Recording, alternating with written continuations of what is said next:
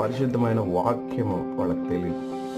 నేను ఒక్కటే చెప్తున్నాను, బెరయా సంఘము పౌలు బోధించిన తర్వాత బెరయా సంఘం వాళ్ళు పౌలు చెప్పింది కరెక్టా కాదా, వాక్యానుసారమా కాదా అని బైబిల్ ఓపెన్ చేసి తర్కించారు. వాళ్ళు మెడిటేట్ చేశారు, వాళ్ళు ధ్యానించారు. దేవుని వాక్యం కూడా చెప్తుంది, పాటలు పాడేవాడు ధన్యుడు కాదు. అర్థమవుతుందా? వాక్యం చెప్పేవాడు ధన్యుడు కాదు, లేకపోతే మీటింగ్లు పెట్టేవాడు ధన్యుడు కాదు. ఇప్పుడు చూస్తే యూట్యూబ్ యుగంలో ఒక్కొక్కడు యూట్యూబ్లో ఒక పాటకి ఒక 20-30 వేలు అప్పన్న చేసి ఖర్చు పెట్టుకొని వాడికి ఫేమ్, వాడికి సబ్స్క్రైబర్స్, ఇదే పనిలో ఉన్నారు. ఇంకా సువార్త లేదు. వాళ్ళని వాళ్ళు ఏమంటే మార్కెటింగ్ చేసుకుంటున్నారు. నేను అది గొప్ప.